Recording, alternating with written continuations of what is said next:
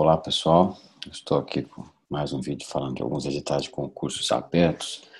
Nós estamos aí com uma notícia bastante surpreendente para quem acompanha essa coisa de concurso, ou para quem está tentando prestar um concurso na área de engenharia, que é a abertura do edital da Transpetro, 8 de fevereiro de 2018, no dia seguinte à abertura do edital da Petrobras, ambos com um número considerável de vagas.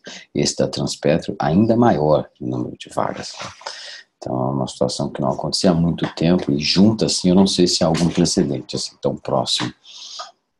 Para quem está estudando para concurso de engenharia, parece que o ano está bom, porque a própria página da Marinha divulga no seu calendário oficial que haverá um edital para engenheiro da Marinha também em março, com a prova em maio. E é possível que haja talvez Polícia Federal ou Caixa, mas até agora o começo de janeiro tem sido com bastante, né, como teve o INB, que eu divulguei no outro vídeo, da ABIN, Associação Brasileira de Inteligência, todos esses outros, a CEMIG, a CELESC, todos esses para esse ano, já no começo do ano, está bem diferente. Então, vamos falar rapidamente aqui do que se trata. Você tem essa questão das vagas reservadas para pessoas com deficiência, ou pretos ou pardos, dependendo do número de vagas num certo cargo, da obrigatoriedade da existência dessas vagas, né? Quando o número é um pouco maior. Temos aqui as coisas com relação à isenção de inscrição, as comprovações, os prazos para pedir, o calendário completo, você pode olhar aqui no final, você tem um resumo, né? As inscrições vão até 7 de março, a isenção de inscrição até dia 19 de fevereiro, as provas vão ser no dia 15 de abril, então na semana seguinte, as provas do concurso da Petrobras. Eu imagino que muita gente está fazendo os dois.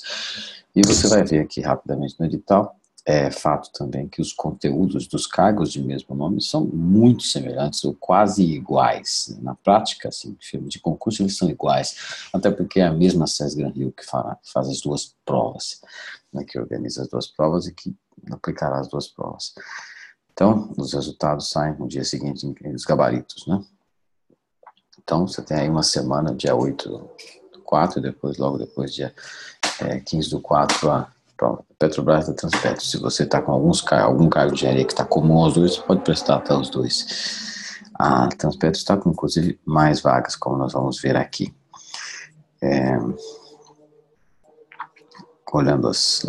Passando essa parte mais burocrática, você vê aqui a quantidade de vagas. Tem muitos cargos técnicos, viu? Só quem se interessa em cargos técnicos. Nós aqui do Terra não trabalhamos com isso no momento, talvez algum dia nós voltemos a trabalhar. Estamos focados em engenharia no momento. Mas você vê que tem aí técnico de administração, ambiental, automação elétrica, mecânica, operação, suprimentos e assim outros. Os cargos de nível superior, começa de administrador, que sempre há muitos administradores, advogado. Esses cargos de analista, que às vezes servem para qualquer formação, às vezes para uma formação específica, e aí nós entramos no nosso filão aqui. Veja, temos cargos de engenheiro de automação. Aqui na Petrobras não existe, né? Na Petrobras existe o engenheiro de equipamentos eletrônico. E o engenheiro de equipamentos eletrônico pode ser prestado por engenheiro eletrônico, engenheiro eletricista com ênfase em eletrônica ou engenheiro de controle de automação. Aqui tem um cargo separado para eles. Engenheiro civil, que não abriu na Petrobras, abriu aqui, para quem estava esperando por isso, engenheiro eletricista, de geotecnia, mecânico, naval, de processamento. É a primeira vez que eles usam essa palavra, até onde eu sei. Em geral, a Petrobras usava a palavra engenheiro de processamento e a Transpetro usava a palavra engenheiro químico. Aqui eles uniformizaram, parece, deixaram o sinônimo de parênteses. Engenheiro de produção, engenheiro de telecomunicações e o restante com engenharia, profissional de meio ambiente, etc. Então, tem aqui o profissional de meio ambiente, porque o engenheiro ambiental presta, mas acho que o biólogo também você pode confirmar aqui, né? As questões de diploma, né, elas são dirimidas ali na parte das atribuições, né? Os cargos de nível técnico, né? Cargo de nível técnico, cargos de nível superior, administrador, diploma em administração, advogado, diploma em direito.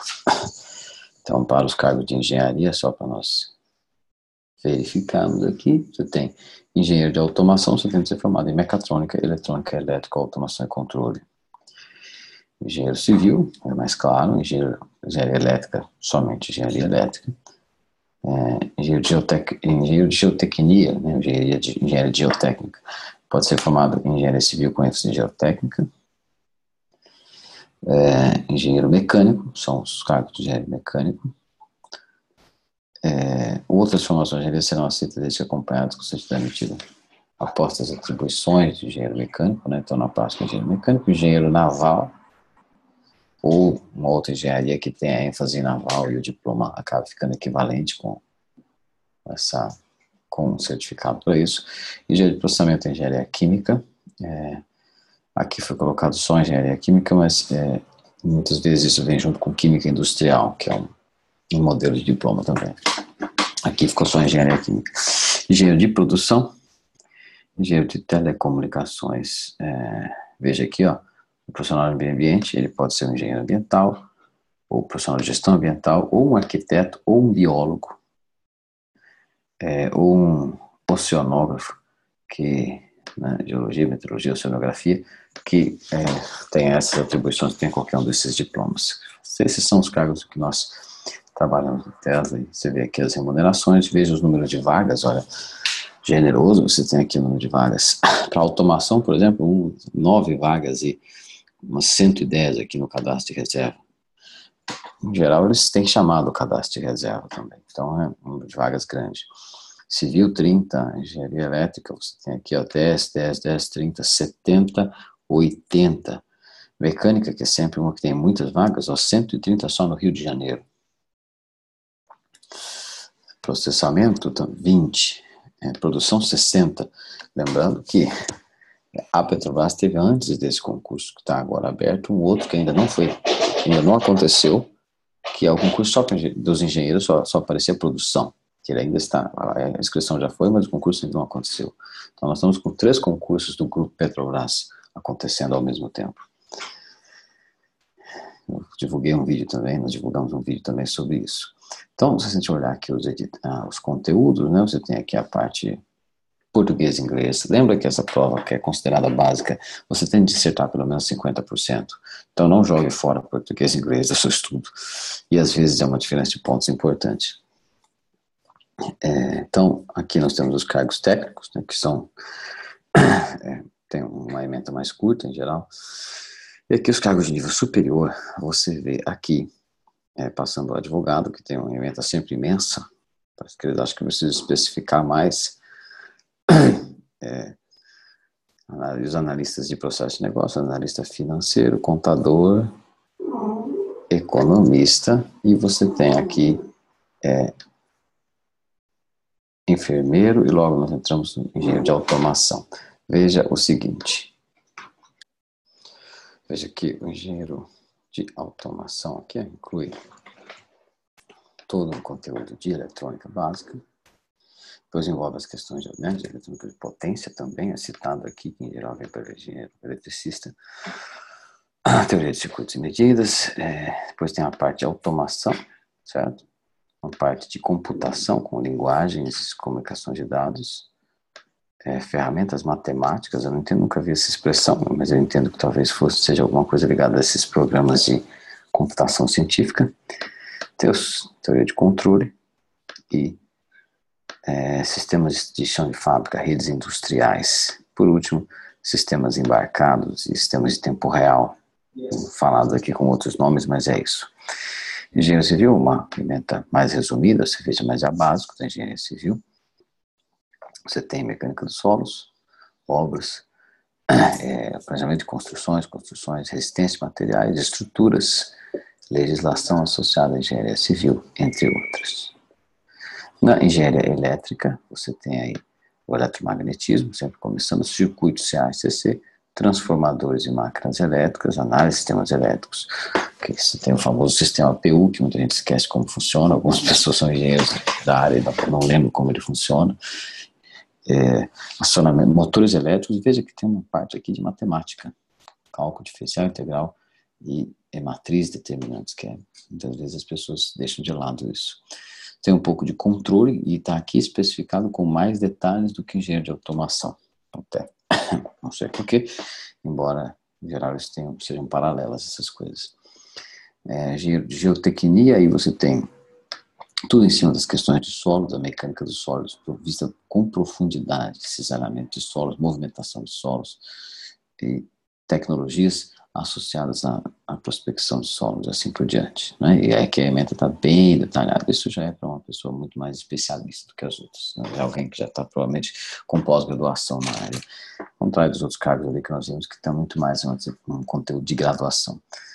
Veja, por exemplo, engenharia mecânica é um conteúdo que está bem perto da graduação. Em engenharia mecânica mesmo, você tem a térmica e fluidos, a termodinâmica, a mecânica dos sólidos, né, a resistência de materiais, a parte de vibrações, dinâmica, as bombas, as máquinas de fluxo, as turbinas, motor de combustão e as propriedades de material, né, corrosão, metalurgia, processos metalúrgicos de fabricação, soldagem e até um pouquinho de estatística para engenharia.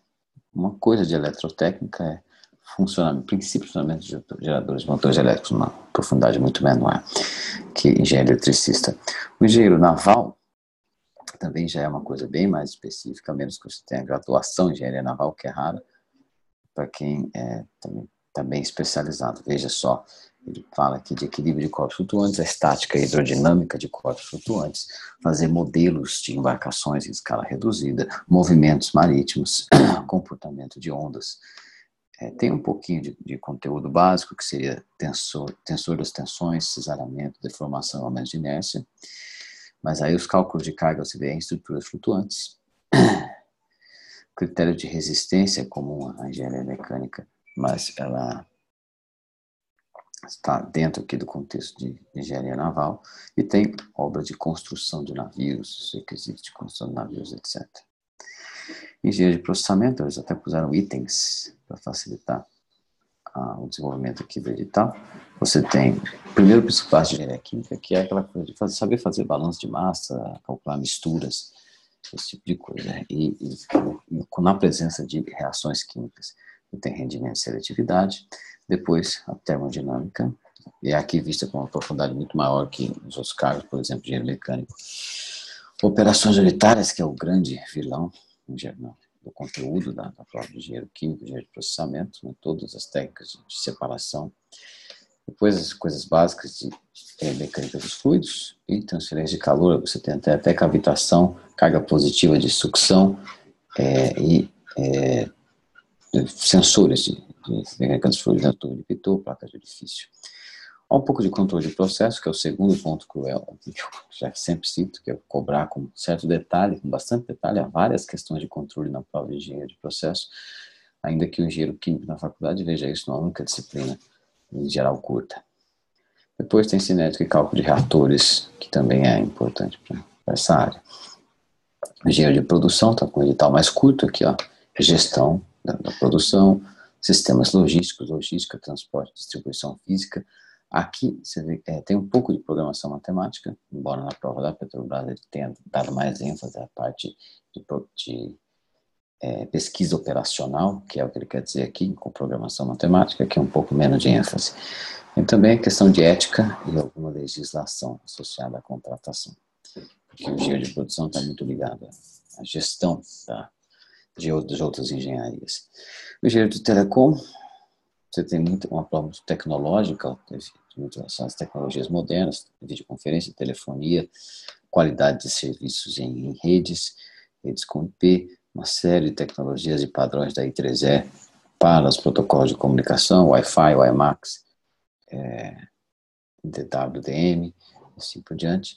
Você tem algumas coisas mais básicas de graduação, que seriam essas coisas de propagação de ondas, antenas, aqui embaixo. E, no final, uma regulamentação do uso das telecomunicações no Brasil. Então, já é uma prova um pouco menos de graduação, um pouco mais tecnológica. Certo? O profissional do meio ambiente, você tem a ecologia, os sistemas brasileiros, a noção de meteorologia e clima, resíduos sólidos, manejo de resíduos sólidos, recursos hídricos, né? A legislação associada à poluição ambiental, emissões atmosféricas e mudanças do clima, e algumas normas associadas à legislação ambiental e resoluções do CONAMA. Aí você tem um grande volume de assuntos relacionados à legislação ambiental e ao CONAMA. Ao final aqui você tem uma coisa que muitas vezes é compartilhada com o engenheiro de segurança, que na prova da Petrobras, por exemplo, está aberto um cargo de engenheiro de segurança, que é a análise, avaliação, gerenciamento de riscos, planejamento de situações de emergência, de resposta a emergências. Bom, então esse é o conteúdo geral dos cargos. De novo, mais uma vez, o calendário final, inscrições até o dia 7 de março e prova no dia 15 de abril, uma semana após a prova da Petrobras. Então, se você tiver interesse aqui, assista nossos vídeos. Nós também temos os cursos e material através da nossa página. Muito obrigado pela atenção. Até a próxima.